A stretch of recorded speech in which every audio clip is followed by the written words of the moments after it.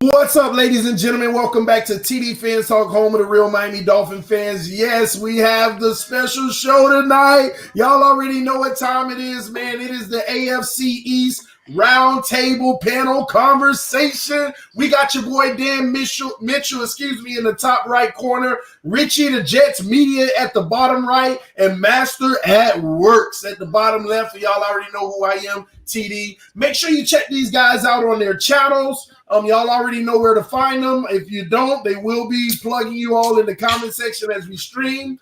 But what's up, fellas? We're going to go around the table. Go ahead and let everybody know, because there's a lot of new subscribers on this channel. And it's been a month since we've been back over here, and we got 1,500 subscribers in 1 month over here. So talk to those guys and let them know where they can find you.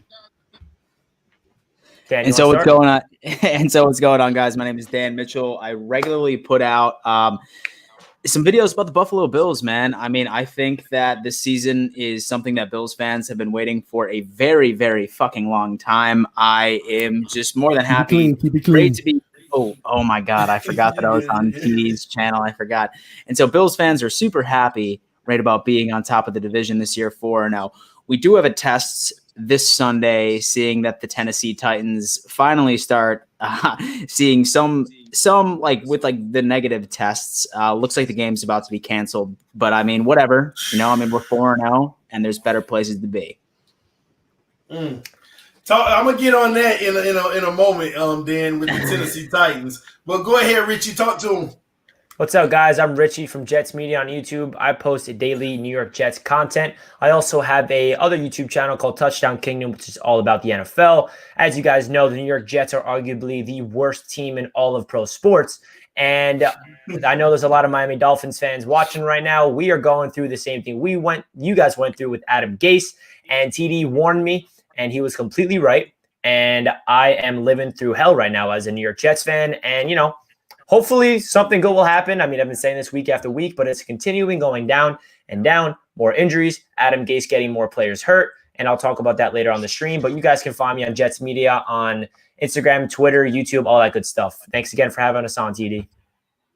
That's what's up, man. Master at Works, talk to him, man.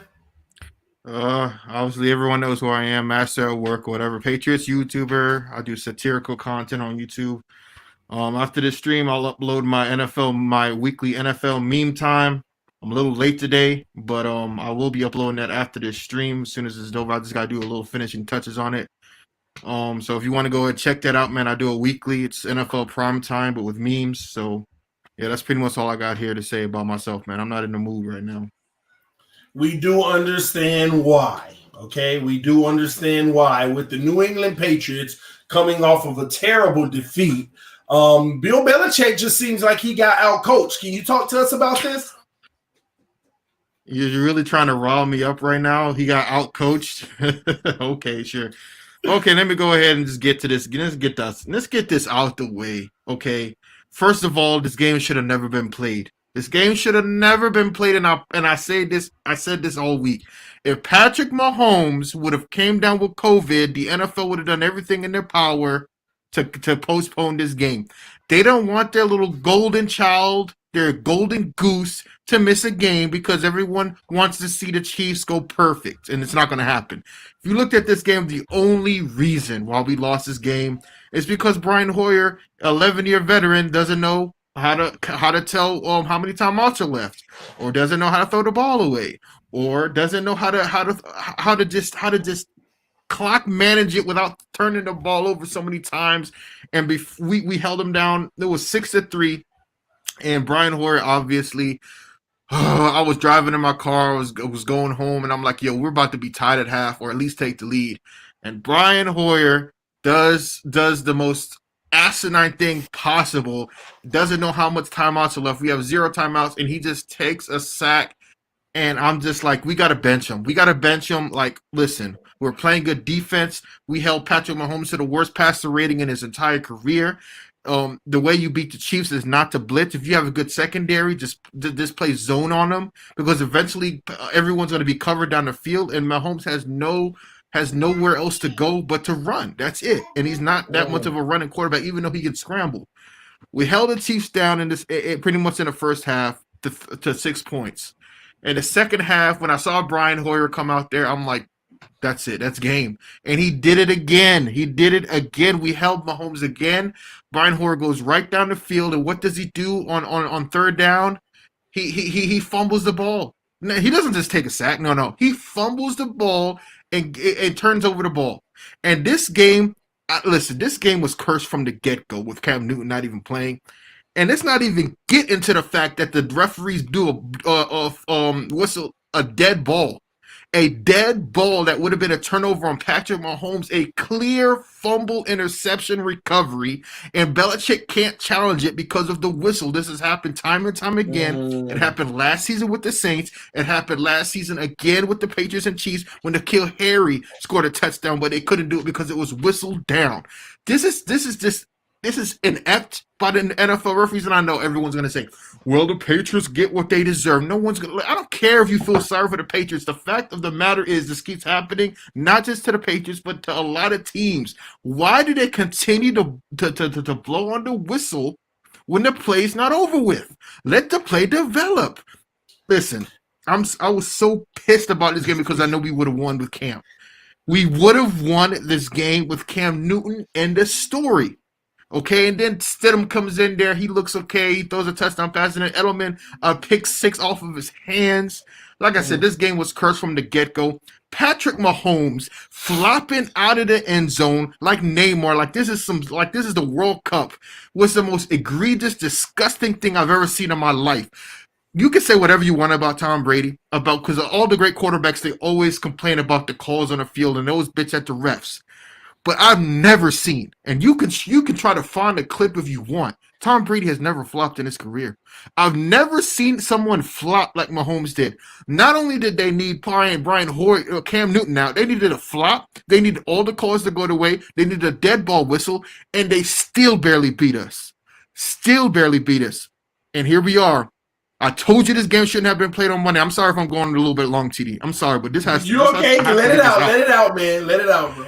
This game should have never been played. Case in point today. Stephon Gilmore tests positive for COVID.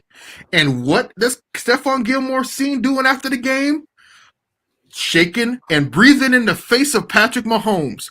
So I don't want to hear a damn thing when in a couple of days Patrick Mahomes and a couple of Chiefs players, because he played every snap, every defensive snap in the game.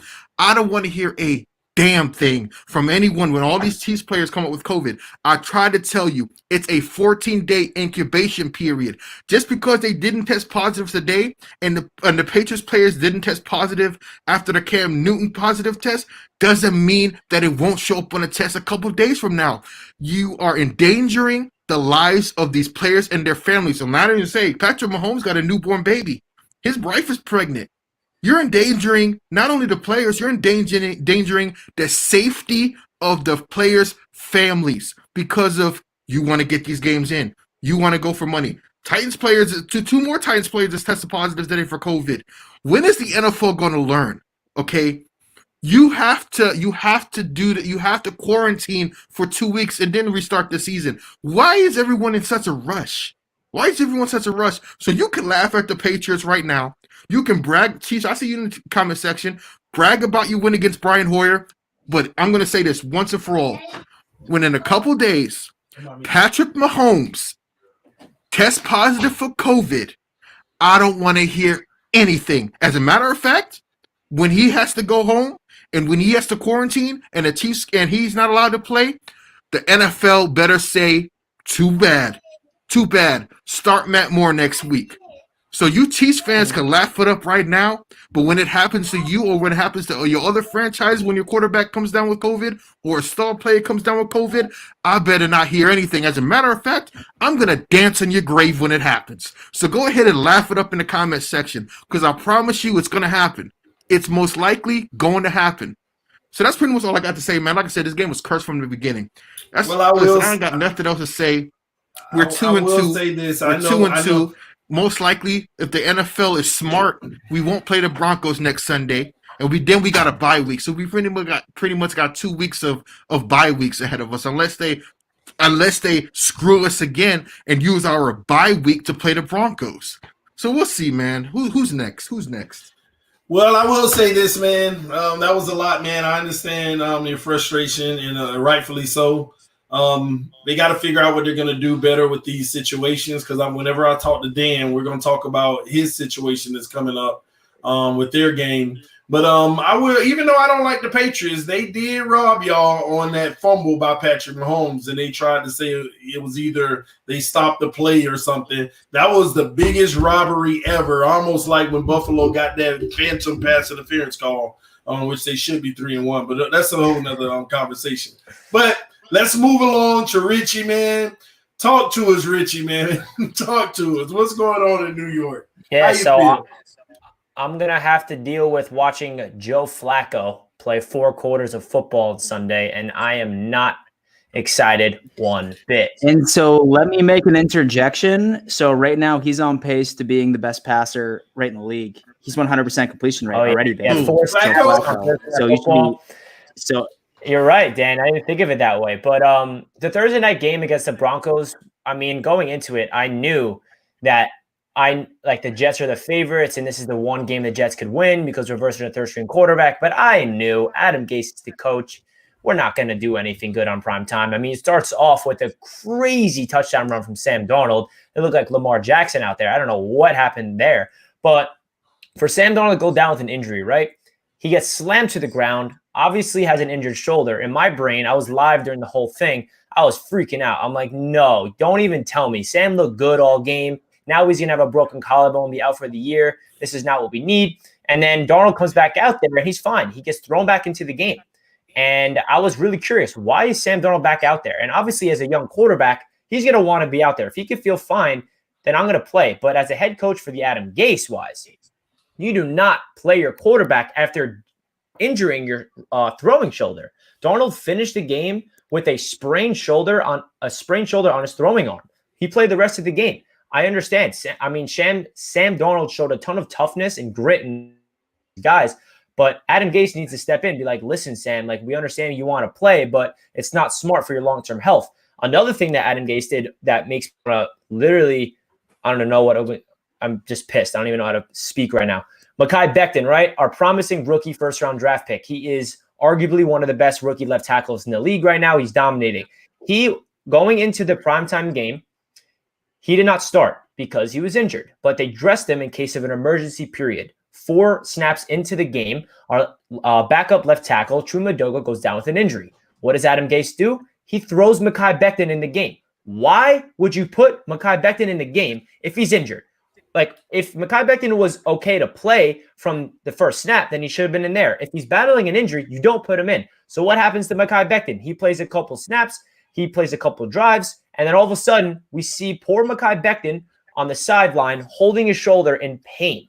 Adam Gase is fighting for his job, and he understands all I have to do is get anybody I can out there to make me win, because if I don't, I'm out. He's selfish. He doesn't care about his players. Now Mekhi Becton has re-injured his shoulder even more, and Sam Darnold has an injured shoulder as well. So those two are fireable offenses right there in Adam Gase. I wish he was fired right now, but Christopher Johnson, the Jets owner, does not know anything about football. He's just stick to his baby powder company because he is an absolute moron. But yeah, that's really my rant about that whole thing. Adam Gase is a complete disgrace. And now, unfortunately, our young quarterback Sam Darnold is out. And it's unfortunate. I understand that Sam Darnold has not been playing well. And this is the year to evaluate Sam if he's our franchise guy. And for him to be not playing, it sucks as a Jets fan. It sucks the life out of me. And even though that the Jets suck, I'm always looking forward to watch my guy Sam Darnold play. And now that Joe Flacco's starting, it's like, Joe Flacco. Like, I just have no desire to watch this team play.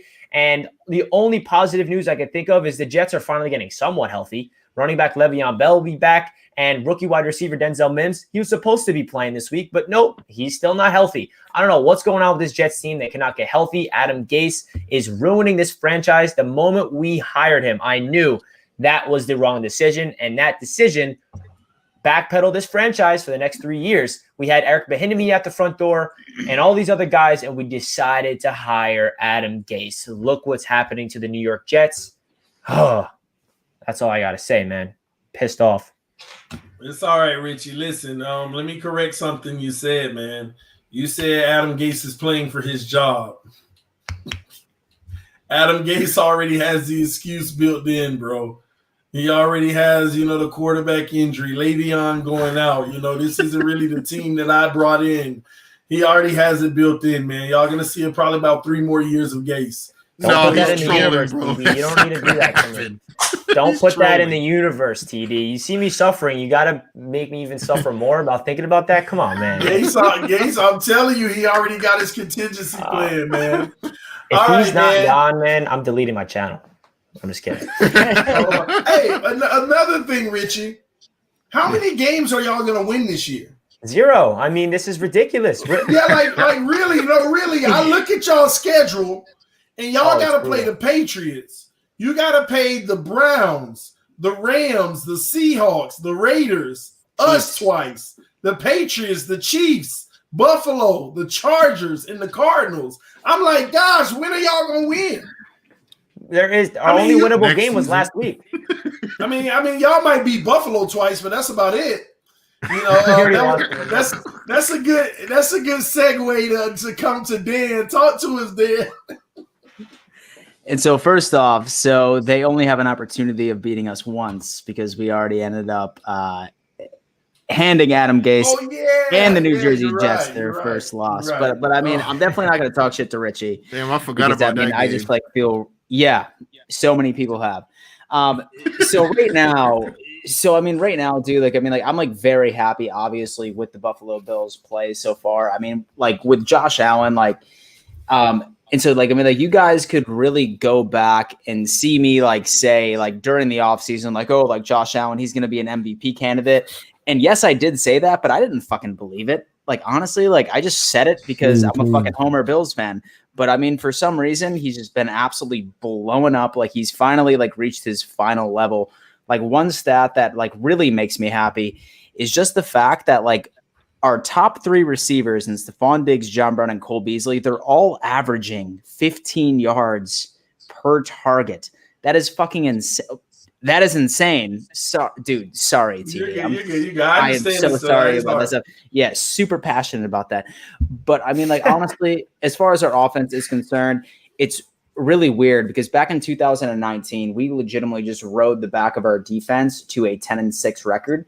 But this year, we have completely switched up. Say, for example, that this season was played in 2019, then we would have been 1-3 because the Buffalo Bills rarely ever put 30 points on basically whatever opponent that we ever ended up facing. And I mean, this is something that most Bills fans have been waiting for, but that doesn't mean that I'm still concerned about our defense. It seems like our top 3, top 5 defense from last year has completely left, right? And now we're relying on our offense. So let's just say that I'm putting a lot of pressure on Josh Allen to continue the season that he has had thus far. And really this week, I just do not see this game happening. And I mean, frankly, this morning I woke up and I was visibly pissed off. Once I found out that the Tennessee Titans ended up having 2 more positive cases of COVID. And I sent out a tweet saying this is clearly gross negligence. And as soon as when I tweeted it, I almost automatically regretted it because I was just you know what, dude? No one can stop this COVID thing. They're not following protocols, blah, blah, blah, they are. But then 4 hours later, we hear that they ended up having a secret practice the day after the NFL told them that they had to quarantine and not be right within their facility. And now the NFL is talking about handing down one of the harshest punishments on any organization within an entire league history. And frankly, worse than Spygate. And I think that they have everything coming to them for this because number one, I really want to play this Tennessee Titans team because say that they were healthy, I have full confidence that the Bills would hand them their ass because I frankly think that the Tennessee Titans are the most overrated team in the entire NFL. Wow. But now that they are going to be just a skeleton right of themselves, they have so many holes in defenses, and I think our offense would expose them in general. I just don't foresee this game happening, and it sort of pisses me off, right? There's certain talk saying we'll move it to Monday night or Tuesday night, but with with that problem is the fact that the Bills play the Kansas City Chiefs that following Thursday. So, I mean, that's just clearly unfair to the Buffalo Bills. Dan, I'm telling you right now, it's not going to happen either. I'm telling you within these next couple of days, there's going to be some Chiefs players that's positive. Got it. Yeah. So, like, I mean, honestly, I'm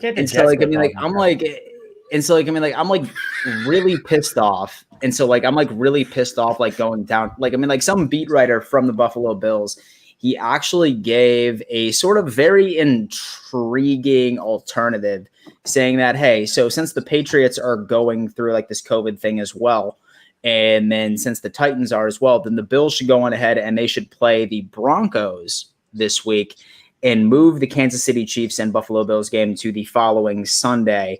And I mean, really at the end of the day, would love to see the Bills like play their game like right against the Tennessee Titans, but really like right at this point, I don't want to send my team to the Petri dish that is Tennessee at this point. Like, I mean, I'm like completely dumbfounded of what's been going on. So, I mean, like, I'm like happy at 4-0. I would love to go 5-0. I have a feeling that the league is about to hand the Tennessee Titans their first forfeit. And so I think that they're about to give the Titans a forfeit for the Steelers. I heard about that too. But do you guys get a win? Yeah. Oh, that's bogus. That is absolute bogus. That's ridiculous. Like giving a win, a free win. For sure. And so believe it or not, like, I mean, like, I like don't want to win like that. And so I don't want to win like that because number one, like that just gives the media a solid opportunity for being like, oh yeah, so the Bills won that game. Because not only that takes away stats too. That takes away if Josh Allen is MVP, like you say, that's going to take away a full game of his stats. You understand what I'm saying? Exactly. So I mean, like, I'm like hoping that there's like 0 positive tests and the Titans like really only start practicing on Saturday. And we go into Nashville and we just absolutely hand them their ass. But then again, I mean, like we just ended up beating the Las Vegas Raiders and they ended up having a defensive lineman test positive for COVID who was breathing in the face of our right tackle for 3 hours last Sunday. So, I mean, like this entire season is like really up for question. I'm like still confident that the season is going to continue just because of the pure greed of the NFL in general. Mm-hmm. But I mean, it's really interesting to see how this is going to go. I think that, well, first and foremost, Dan, y'all wouldn't beat in Tennessee. I was ready to call the game and everything. That was my game of the week. Y'all were not beating Tennessee. Yeah, they were. You think that all you want. But anywho, let me move on, okay? What the NFL needs to simply do is recognize that the playoffs needs to start a month late. And what they need to do is go ahead and create a 4-week schedule after the regular 17 weeks. And what that consists of is, okay, Buffalo can't play Tennessee right now. Uh-huh. That game is scheduled for week 7. I mean, that game is scheduled for week 18 now. Okay? Now, all the games that can't be played, push them back till after the season until, you know what I mean? And that's even more revenue for the NFL when you think about it, because more people will watch those meaningful games because it could be playoff implications at the end. So you might end up having, so say the Chiefs can't play right now. Say that say Buffalo and Titans can't play. The Chiefs and whoever can't play. Now you got 2 games on week 18. Say a team had it twice an issue in the season. Now that you have week 19, but have a 4-week period, you can make it through the season. Any positive test more than about 6 to 8 people on the team, they qualify for the game to be moved. Now, if they show gross negligence like the Tennessee Titans, it is the biggest crap in the world about forfeiting a game and giving someone an easy win like that. Yeah, not making a team earn a win. That is crap. So what do? You hit them where it hurts from a draft standpoint or something like that. Take away their first-round draft pick. Yes. Yeah. As a matter of fact, yeah, exactly. And I would even go a step further and say make it a lottery. Give it to another team in a lottery as a compensatory, like lottery. And have the balls going. Make this a fun thing. You know, so I don't like that, though. If I hear a forfeit and you're giving a team an easy win, That's crap. That's draft implications. That's playoff implications. You're messing up the team, Buffalo. You're messing up Josh Allen's stats on the season. You're messing up the damn division. Everything, yes. Yeah. That's a no. Because Tennessee was going to beat Buffalo. I don't want them taking off like that. And so, I'll take a W that way. And so, believe it or not, dude, like I do not want to win that way. Like I do not want to win that way. I know. Like, my thing is, and so like I mean, like I legitimately hope. Like my ideal scenario would be that they push our game off to Monday or Tuesday, then they push our Thursday night game right against the Chiefs to that following Sunday. That would be my ideal situation. But they're not going to move a Thursday night if they don't have to. That's too much logistics already in place. You know what I mean? Yeah. That's too much logistics. Now, if you're a regular Sunday game, they're good with that. But Thursday night, that's tough. Yeah. And then you'd have to find somebody to replace that game this early, you know? So it'll be tough. They just need to extend the season. Now we got the COVID play-in, you know what I mean, at the end, where teams couldn't play their game. I have a feeling, man. I have a really bad feeling in my stomach that by Sunday we're gonna have some crazy cases come out, man. I just can feel it, man. This ain't going to go well. It's going to go down on Sunday. It's going to go down on Saturday. Saturday, we're going to hear it Saturday. It'll be Saturday. Yeah, I think the league will be impacted in some way or another because what do? Saturday, you got 3 people test. Now you don't know if the people who are still going to play might test later, like the Patriots situation. Gilmore already had it. That's the thing that pisses me off, TD. That's the thing that irritates me to the end. We tried to tell them. They tried to squeeze this game in on a Monday night. I'm like, listen, what part of the incubation period of 14 days don't you understand? Like, do you honestly think that between Sunday and today, Gilmore somehow tested positive? Wrong. Okay? He was on the same plane as Cam Newton was when he tested positive. So now not only you're putting Gilmore out there, now he's infected all the damn Chiefs players because he was in Mahomes' face after the game. No social distancing. Okay? Now he's on all the receivers. He was on Tyreek Hill. He was on Kelsey for a second. What would happen? Well, listen, the NFL's going to have a lawsuit coming if this happens. They better hope and pray it doesn't happen. What would have happened, right, if they find out in 2 days from now Mahomes got COVID, Tyreek Hill got COVID, Kelsey got COVID? And you want to know why it happened? Because you wanted to squeeze this game on a Monday Night Football because you didn't want your golden boy. And see, that's another thing that pisses me off. I don't care what nobody says. Cam Newton tested positive. Okay, I understand that. But I guarantee you, if Patrick Mahomes tested positive, they would have called this game off. They would have postponed it. I guarantee it. That's how little they think of Cam Newton. That's how little they think of him. Or they won't tell you he's positive. But let's be fair here. I don't know if Gilmore could have given it to anyone because he never was close to any other receivers. What do you mean? He was getting burnt all day. So. No, he wasn't, dude. You watch the game? And then I just tell you at the end of the game. I'm just messing with you, man. I don't care, bro. I'm not in the mood for that. Listen, at the end of the game, I know, he literally breathed in the freaking Patrick Mahomes' face. And Patrick Mahomes has a wife at home that's pregnant. No, that's real. How can the NFL justify that? And just because the Chiefs didn't test positive today doesn't mean they're not going to test positive 3 days from now because everybody's different because it's an incubation period. I don't understand how the NFL can be so negligent in doing stuff like this. And it's going to happen. Y'all think it's just a Patriots thing? It's going to happen to a lot of teams this season. It's going to round through the league at some point. So are the Patriots, Cam Newton, he can't even play the next game, right? No. So I read a report today that he's asymptomatic, right? So apparently some new protocol says he can come back with the team whenever he wants. Like literally, he could play this Sunday if we play the Broncos. That's the last report I read. He's not out. He's asymptomatic, so he can technically come back. So I mean, I don't know, man. It's weird. It's really weird. And we have a bye week after this week. You know what I mean? So I'm happy that that it affects us now, rather than if you get to the playoffs and something like this happens, or late in the season and the division is on the line and something like this happens.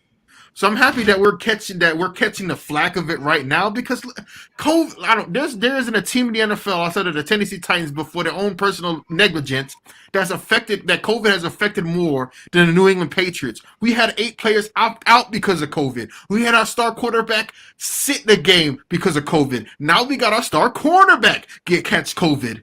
Like, listen, man. If there's a thing as karma for winning those 6 Super Bowls in the back. Hands up! Hands up! Don't shoot. We guilty. Leave us alone, man. Like I don't know what else we gotta do, man. And it's not because the Patriots are being negligent. Belichick is the most careful person. He's 72 years old. He can't catch COVID. Like this is just it really irritates me that the NFL and Roz Goodell care more and the owners care more about the bottom line than the safety of their own players. It just pisses me off to no end. And it's not gonna stop. It's not gonna stop. They will finish this season, if you ask me. They will finish this season one way or another. They'll finish this season. They'll finish this season. And so the Super Bowl, like very well, and might be played in April, but and so the season might be. But did you hear the news today? The Dolphins have been granted permission to go full capacity, 65,000 fans. I heard about that, bro. What is y'all doing? That is insane. What y'all doing, TD? It's not us. It's the state. It is y'all. It's your governor, DeSantis. Yeah, but it's 3 teams in this state, bro. So the Bucks can do it. The Jags can do it.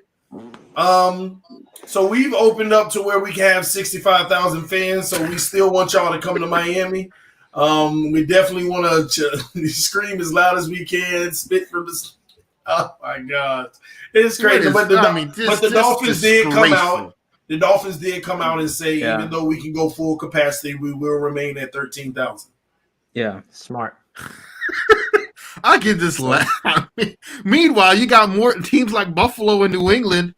And there's no fans in MetLife, right? There's no fans in MetLife. You got other teams in the division that ain't allowed to have one single fan in the damn stands. Like, why doesn't the NFL just come out and just do their own thing and be like, listen, no fans for no. If you can't have, they won't make money. If this team can't have fans, then you can't have fans. Like, it's an unfair advantage. The Chiefs had 16,000 freaking fans on Monday night. Revenue. They got to pay for the people working in the facilities for the game, even if there's nobody there. They got to make that money, and they're gonna make it. Excuse me. Let's keep it clean, baby. Let's keep it clean. But no, I feel you, man. I feel the frustration, man. This season is actually turning out to be one of the most complicated in history, but rightfully so, given the circumstance, man. So let's just shift gears and go into next week. And so, but hey, TD, like real quick though. And so since Miami, so they're allowing 65,000 fans, like we're not doing capacity. And so y'all aren't doing it, but say that they did, would you go to a game? No, I'm not going to a game now. I've let game now. No, not at all, man. Listen, let the first group of people go out and test it first. Got it. That's how I am. My clock right now is somewhere around August of next year. Yeah. And it keeps getting pushed. Okay. You know, people are like, hey, we need to have a meetup. Yeah, August of next year. That's my clock for almost everything, bro. So, I mean, me and the family, we've started to get out and do things. We're not like 4 months ago when we were literally in the house for 5 months straight. Yeah. We were those people. But we're actually starting to get out and do things, wear our masks and sanitize everything. People look at us like we're crazy. Yeah. But no, I'm not going to a game. Yeah. For sure, man. That's crazy. And see, like, I mean, and so I would, because like 3 or 4 months ago, so I like went on ahead and like I like got a test for antibodies, and I tested positive for the antibodies. I had no idea that I had it, like whatsoever. Like luckily, at some point you had it. And so like luckily during March, like was like right during the point like where I was already quarantining and stuff like that or whatever. But like, I mean, honestly, I probably would, because from like what data is saying is that like you can't get it afterwards. Like there's very few cases where someone has had it twice. So I mean, say that the Bills would be like, oh yeah, like full capacity, I'd fucking go. Dan, when do we play each other in Buffalo? First week in November. Do you think there'll be fans? Probably not. No. Probably Especially not. up north in the winter too, when it supposedly Definitely not. thrives No. in the winter. Yeah. Those You're northern right. teams, I forgot about the winter. it's probably not going to be at Probably all. not. Miami, that's why we It's about don't to get so care much now. worse. It's about to get so much So- worse. One Yeah. thing I Now- wish would happen is that one team I wish would get COVID cases is the Jets, or at least the Jets' opponents. So we don't have to watch the team play. Hey, Like, bro. it's actually embarrassing. Every week, I do not look forward to it. Like, why can't our opponents get COVID, have an outbreak, or at least our team? Like, this is ridiculous, man. I mean, you jealous. guys got a Wish messed it- up freaking field, man. Enough players are getting hurt from that damn field y'all got. we don't wish Will ill on anyone for the record, people. Okay, we just having a good time right now. But Yeah, of course. except Adam Gase. But listen. I read an article the other day that said 95% of this country is going to contract it. Over And time, yeah. More than half of this country probably already has. People just don't know. At Already had some point, people I didn't know. were feeling well for a few days, and then it was better. They had it, and it passed. And then another thing said that all the way back from before all this went crazy, back in November, before we even knew what it was, there were some people that may have had it because it was spread even way back then. There's all type of stuff coming out now, but It's at crazy. the end of the day, man, one thing I do preach is take care of yourself, get your exercise, For eat sure. healthy, build your immune system, because this isn't a death sentence. When you look at the death rate, it's not a death sentence, and some people say, well, tell that to the people who died. I understand that, but at the same token, there are other things. Let me say this as well. They have confirmed that all the numbers for all diseases and flu and everything deaths are down at a record number right now. The reason why they verified that some people who die of the flu, like every year, they're just listing it COVID anyway. They're listing a lot of anything respiratory or anything like that. If it causes death, they list it COVID anyway because it's more money for hospitals. Because the government's paying a lot of that stuff. So the numbers aren't, if you really think about it, the numbers aren't even as high as they're being reported for deaths, because a lot of these things are normal year-to-year deaths. There are almost 75,000 people that die from the flu every year. Why are those numbers almost cut in half from a yearly standpoint right now? Yeah. So all of that makes a difference, man. So it's not a death sentence. I'll just say that. No. And so honestly, dude, I didn't even feel like I've been sick for 3 years. And the second that they told me, you're like, oh yeah, and so you have the antibodies. And I was just like, I haven't even had so much as a fucking sniffle for fucking 3 years. What the fuck are you talking about? It's crazy, man. It's crazy. Wow. It's fucking crazy. Listen, man, this is getting crazy. I hope we listen. I'm one of those people I do hope we finish the season, y'all, because I need my football. Oh, but at the same token, I don't want it to be at the expense of people's health. That's why these players need to be more responsible, because it's not just about them and their team. It's the whole league. They're playing against each other, sweat on sweat, glands on glands, all this crazy breathing on breathing. It's nasty, man. And I will be the first to say I do not like the Patriots, but what happened to them last weekend was unfortunate, but also unfair. I don't think the game should have been played at all. Tennessee's game got canceled. They moved. It should have been moved. And so the Pats would have been 3-1. And so that's coming from a Bills fan. That it is. So I think that the Pats it is would have what been it cheap. is, man. It is. Yeah. Listen, at the end of the day, Cam Newton's going to come back. Gilmore's going to be okay. They're going to listen. They're going to come back. It's not the end of the world. You know what I'm saying?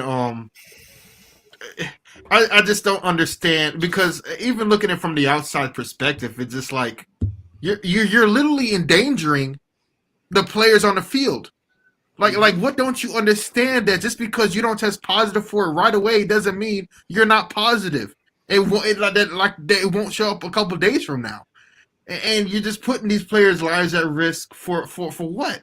For what? So you can cram these games in, so you can try to get as many games as you can. It just doesn't make any sense to me, man. Now, it would have been another thing. I said this last week. I said, listen, if the players are negligent and they're going out partying and catching corona and affecting a team like the Titans are, with their negligent practicing and stuff like that, then they deserve everything that's coming to them. Cam Newton didn't do anything. As a matter of fact, he's been in the facility more than any other Patriots player. I don't see him out there acting all wild and stuff. I don't know how he caught it. He could have caught it on an airplane. It was, I don't know, COVID was sitting on the damn toilet seat. Who knows what happened? But it's disgusting to me, man. It really is. And I'm telling you right now, the NFL is going to have its comeuppance. And they're going to have its comeuppance like they've always had their comeuppance. They can't hide this any longer, man. Something's going to happen in this season. I don't know when. It could be this week. It could be right before the playoffs. The NFL is going to get what's coming to them. And that's a damn lawsuit from the NFLPA.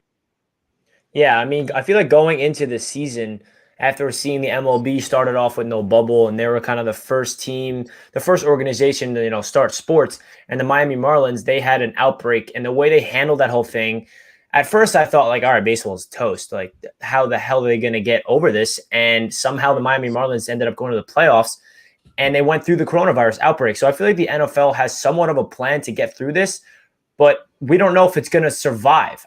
Like Dan said, the NFL is greedy. They're going to find any way possible to get this NFL season to finish with a Super Bowl and to get a Super Bowl champion, because it's not going to help out this NFL revenue in terms, you see the NBA right now is in the finals. Like, what's happening? Like, that's just crazy. Like, the season. Well, it has a lot to do with they're in a bubble too. Like, because the NHL, the NBA, they made a bubble environment where you can't do that in the NFL because there's just too many players on the rosters. Yeah, you just can't make a bubble. You can't cram all 32 teams in a in a little town in Orlando.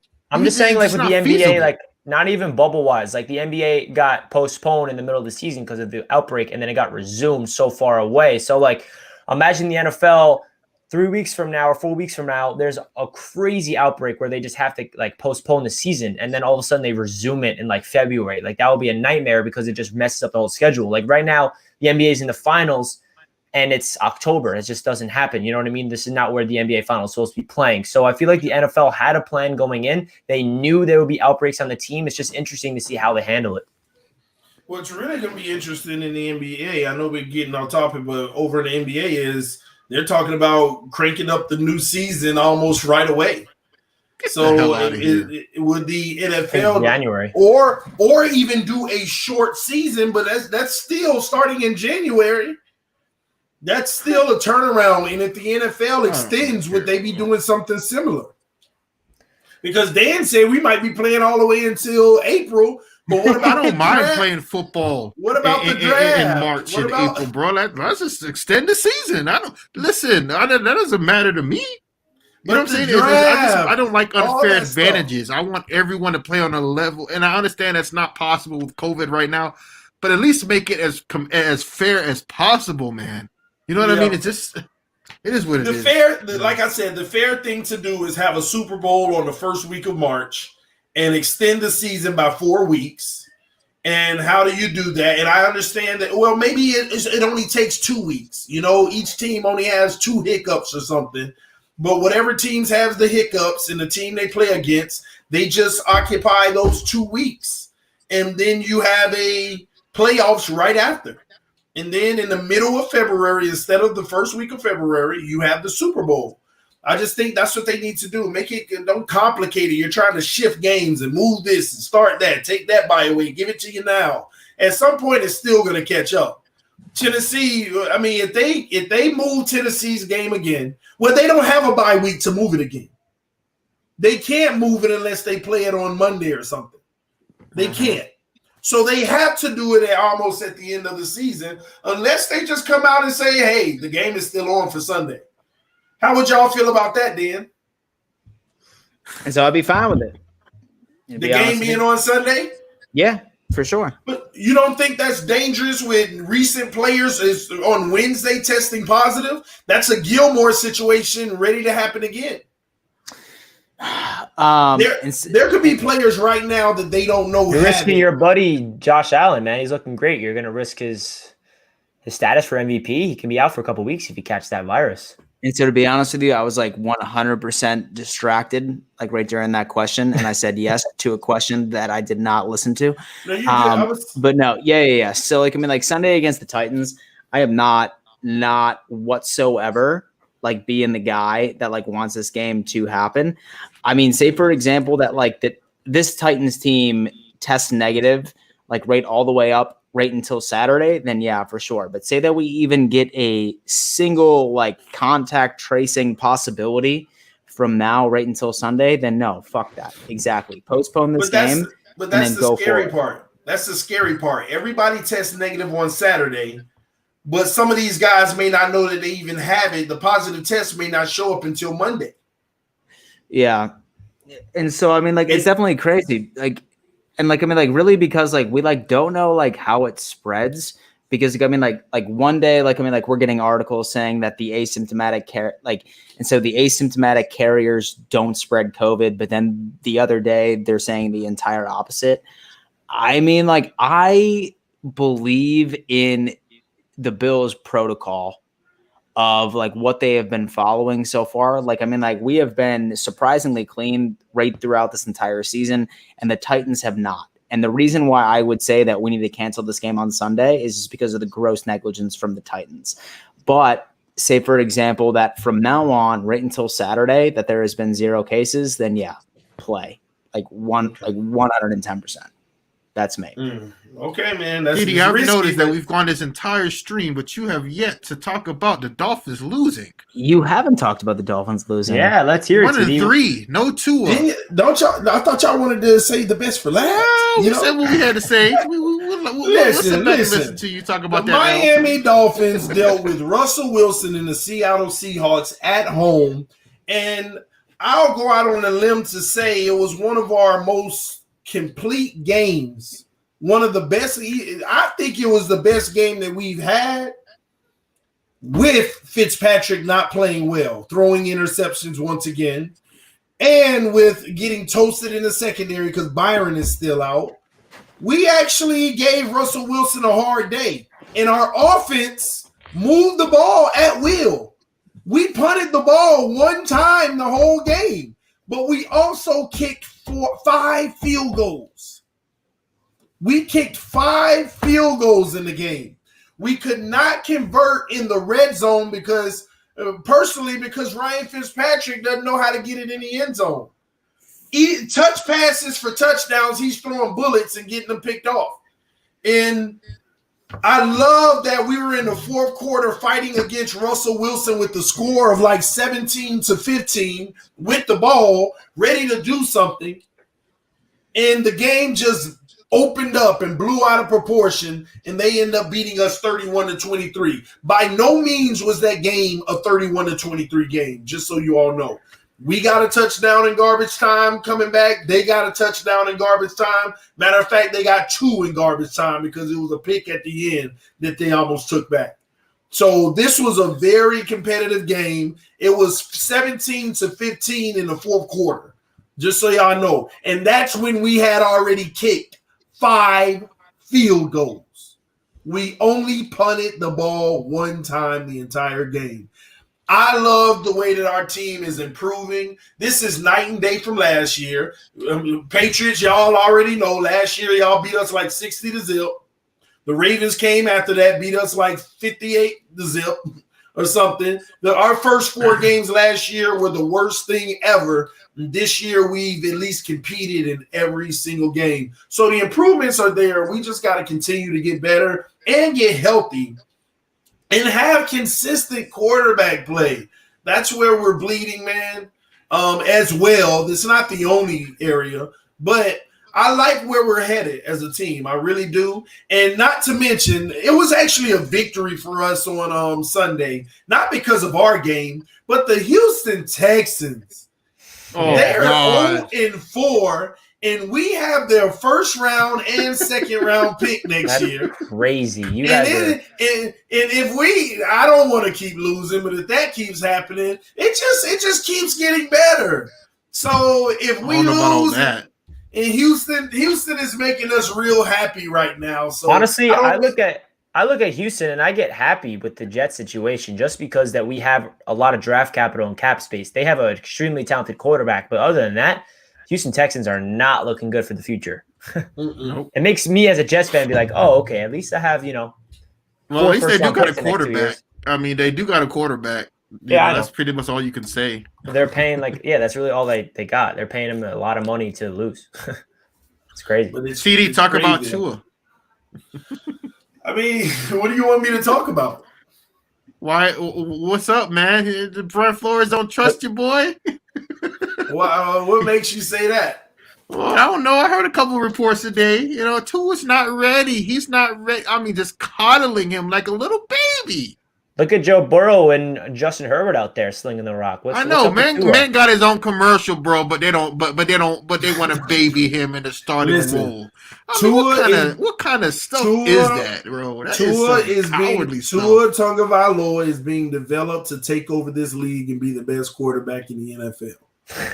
That's all that matters. We don't have to rush him being that. Okay, when he has his coming out party, trust me. All three of you all will know, and you're going to regret it. I know Dan is feeling good. Dan probably in the back of his head, we got the best quarterback in the AFC East. Oh, we gonna see. We gonna see. Time will tell. The fact that you guys even have to hide his practice footage it just tells me all I need to know. This guy is the next. What was that? Markel Fultz. He is a Markel Fultz of the NFL. He is the most. I mean, they even got a commercial for him, which is hilarious, by the way. I'm telling you, they're trying to hide something, and they're trying to hide the fact that they drafted an absolute bum, an absolute trash bum. And now they're gonna see. Good thing is, maybe this is a good thing. You guys, Houston's pick, might be able to tank for Trevor without even really tanking. Tua's not going to be a starting quarterback. He's never going to start a game for the Dolphins. He's never going to do it. He will by the end sometime later this season, probably against the Jets. Nope. He will. Listen, man, see, you're worried about our locker room, man. All you need to know is he's going to be the best quarterback in the AFC East, hands down. Not better than Joe Flacco. Hey, Joe Flacco's won a Super Bowl. Stand up, baby. Joe Flacco's taking us to the promised land. Yeah, he is a Super Bowl winner, man. But listen, Tua gonna be all right, man. At the end of the day, Flores isn't a rush type guy. He's not gonna rush anything. He's gonna set him up for success. He doesn't want the Sam Darnold situation to happen. You know, that type of stuff. He wants to make sure that the kid's ready. He doesn't want him right now confidence and throwing him out there early, man. It's that simple. Oh man, you had to say that, TD? No, I'm just saying, it's true. Sam Darnold probably would have benefited from just chilling out for a little bit and, working his way into this league. And Tua's going to be all right, man. We know who he is, We'll see. No, we don't. Tell. We actually know. As a matter of fact, we don't know who he is because we haven't seen him. You haven't even seen him.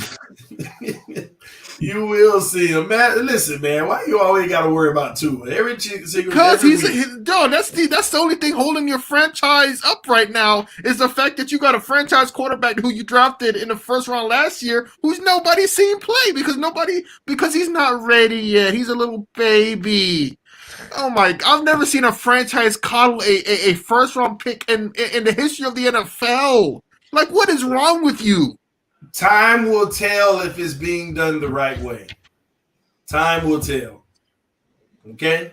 So we're going to be patient at the end of the day, and we'll see, man. I'm not going to go that far. Time will tell. If next year he come out and he's blowing the league out of the water, then we can say it may have been worth it, Maybe it's just not ready. It's not worth it right now to put him out there. But time will tell. At the end of the day, the Dolphins are seeing vast improvement on the team overall. And when the time is right, we'll drop that cherry in on top, and we're going to be all right. We're going to win the division. Probably still this year with Fitzpatrick, but we'll see. We shall see. So, who do you guys play next week, TD? We got to go to San Francisco. We got to travel across the country. Man, the Dolphins are so lucky they got the Texans pick. Like, the Jets got the Seahawks pick, and they're going to, we're going to get that 29th. And you guys are getting a top 5 pick. Oh, yeah, most definitely. Who do the Jets play next week? The Arizona Cardinals. Kyler Murray's going to run for 150 yards. Terrible, man. Disgraceful. I will say something that's funny though, man. Somebody actually stopped me in my tracks today, man. I couldn't help but laugh, but at the same token, they were wrong. They called Tua Lonzo Ball. They said he was the Lonzo Ball of the NFL, man. And I was just like, oh no, this is just not a good sign. Who's Tua's father? Huh? Exactly. I said, well, his daddy ain't parading around here trying to make him to be the best thing ever. Yeah. They're basically saying all the hype in the world, and it just ain't adding up. But I think that the kid is just trying to learn everything that he can about, mastering our offense. He got to get that playbook. Like somebody made a good point to me earlier today that I didn't even think about. Herbert and Burrow not running a full playbook. They're running the plays that they have, and they got a game plan for them, but they're not out there running a full complex playbook. They're adding on as weeks go, and Herbert doesn't have anybody in front of him to help the team win now. And, Herbert does. Burrow doesn't, and Herbert, the injury is why he's playing. But I don't agree with them putting Tyrod back in if he comes back healthy. I think Herbert needs to go for He's not going to come back in. I watched that Buccaneers game. And Tom Brady's still the GOAT. He threw 5 touchdowns. But I watched that entire game from start to finish because the Patriots didn't play. That boy Herbert is the truth. I saw some throws that he was making that I ain't never seen. And I'm going to tell you another thing. I'm going to pump Dan's tires real quick because I was going through NFL meme time today. I was watching some of Josh Allen's highlights. He looks like John Elway. Dude, nice. I'm gonna lie, man. Y'all make me pretty nervous, man. Listen, Josh Allen, bro, that boy can throw. Let me tell you what Buffalo over there doing. 90% of their pass plays are pick plays, bro. Teams need to do bump and run against them, and that doesn't happen. 90% of their plays when you watch the film is literal rub plays and pick plays. That's all they run. They see somebody with 7 yards off. I don't know, bro. I don't know if you've seen those highlights. Some of the throws that Josh Allen was throwing out there. Wide open. Bro. They run no, it wasn't, bro. There was some of those throws. He was. Watch it, bro. I think you need to watch the highlights again. Josh Allen was putting it where nobody else could put that ball. I ain't knocking Josh Allen. Josh Allen is actually out there. I actually didn't like Josh Allen from day one, but he has shut my mouth. I will be honest. Wait. I got a question for Dan. Where was Josh Allen like this last season? He wasn't throwing the ball like this last season. Because he was developed improperly. He wasn't, dude. No, listen. Why. And so, here's the deal, man. Honestly, I thought that Josh Allen was going to take a step forward this year, but I did not expect him to take a leap forward this year. Last year, he was the guy that just left handing the ball off. He just uses pure athleticism to extend the plays with his running capabilities. Let's put it this way. Last game, Josh Allen ran for -2 yards and beat a team with his damn arm, which he has never been able to do. And it really comes down to getting Stephon Diggs right on that team, man. I think 90% of the reason why Josh Allen is balling this year is because Stephon Diggs is now on this team. Buffalo Bills. There's no other reason why I could justify why Josh is taking such a significant leap, and it's all because we finally have a number 1 receiver. I think it's also due with great coaching. I think Brian Dable, is that his name, the offensive coordinator? Yeah. He's been doing a phenomenal job with them ever since Josh Allen got there. He's going to get a head coaching job next year. And so, but then again, it's funny because most Bills fans were calling for Brian Dable's head. Last year, they wanted to fire him because of just some of the play calls that he has. And I got in a conversation with a buddy the other day and was saying how good of a play caller is Brian Dable when Josh Allen is consistently scrambling right outside of the pocket to buy extra time. What's the name of the offense you guys run? What is this? Is this a fucking Texas Tech air raid? What the hell kind of offense are they running?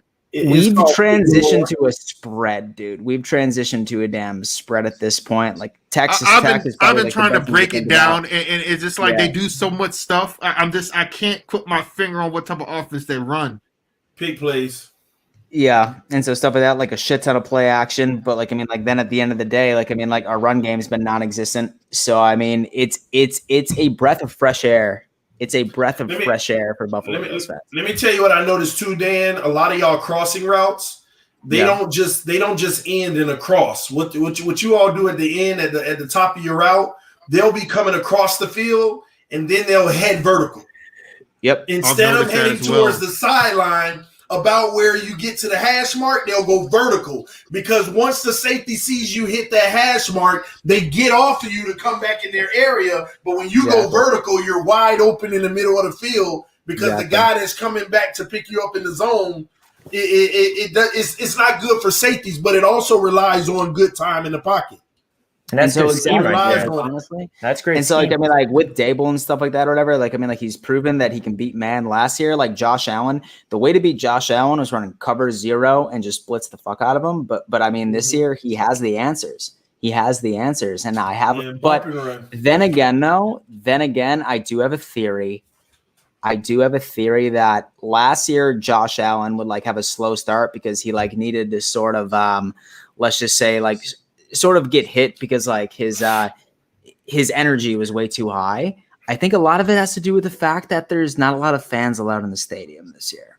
I think a lot of it has to do with that fact that he's not feeling as much of the adrenaline, and he's going in calm, cool, and collected, which was not the case in 2018 and 2019. So, yeah, I sense that he's settled into who he is, because I also think him running last year created who he is now, because him knowing in the back of his head, I have a contingency plan if things doesn't work. If I don't see what I like, I can take off. But now it makes him so much relaxed in that pocket to actually see things and know that at the spur of the moment, go. But that is impressive for him to run for -2 yards last week and still get a W. You know, that'll change the mold of people thinking that he has to be successful also running the ball to get it done. So if he can continue to do that, it's going to be a scary thing, man. I know we're running over. Before we get out of here, man, congratulations to Dan over in Bills Mafia. Has reached 9K subs. Congrats, thanks, homie. Man. Keep grinding, keep grinding, man. Thanks, bro. Happy for you, bro. Thanks, man. Congratulations, brother. Comment section. Y'all go to his channel and subscribe. Make sure you go to Richie and make sure you go to Master at Work. Y'all go subscribe to the channels. We appreciate y'all tuning in. Last words, Dan. And so, hey guys, you know, like, I mean, like once again, so I really think that this AFC East Roundtable was a huge contributor to me reaching 9K. And I mean, I like love doing this every week, and I'm hoping that we can do this for years to come, man. I mean, this has been a blast for me from the very beginning. And I'm definitely thankful that my team is good this year. Yeah, I can't relate there, Dan. That's a good segue. That's a good segue into Richie. Yeah, congratulations on 9K subs, man. You grow a long way. And again, I just hit 3K subs, which is not anything close to 9K, but still, I think that's a huge reason for that is because of this AFC East Roundtable for sure. Without you guys, my channel would probably not be growing as much as it is. And again, it sucks right now. The Jets are 0-4, but I'm going to be creating content no matter if the Jets are the best team in the league or the worst team in the league. I'm going to be riding with the punches. I'm going to be finding the lightness in the darkness no matter what, even though it cannot be any darker at the moment. This is probably the worst time to be a Jets fan. So if you guys want to find me on social media at Jets Media, you guys know where to catch me. And make sure you check out my other channel, Touchdown Kingdom. I'm trying to get that up as well. So again, TD, thanks for having us on. And I think next week will be on my channel. Yes, sir. Hopefully y'all can get a victory, man. Talk to us, Master at Work. Like I said, you can jump sub to my channel at Master at Work. Like I said, I appreciate being on this AFC East Roundtable. I'll be uploading the NFL meme time within the hour. I just gotta do some finishing touches. And you Dolphins fans, you're in it. And I left the Jets out, man. I needed to spare them a week. But Dan Mitchell and Buffalo Bill Mafia will definitely want to watch this one because I kind of go a little off on Josh Allen, man. I ain't gonna lie, I'm kind of impressed by him. I'm not a hater. That's the Bills are only the team in this division I can actually tolerate. That's because I used to live there. So. Yeah, man. Y'all sub to Master at Work, man. I appreciate you watching, guys. All right, everybody. You heard from these gentlemen yourself. Y'all make sure y'all go check them out, man. This is the AFC East Roundtable, and I don't have to say much. Everybody watching already know the #1 team in the AFC East is the Miami Dolphins, baby. Miami Dolphins. Miami Dolphins. Miami Dolphins number Number 3. 3. Stop being a hater, man. That's going to change this week when y'all play without Cam Newton. But anyway, man, we out, man. We love y'all. Peace. Peace out, guys. Peace. Dolphins.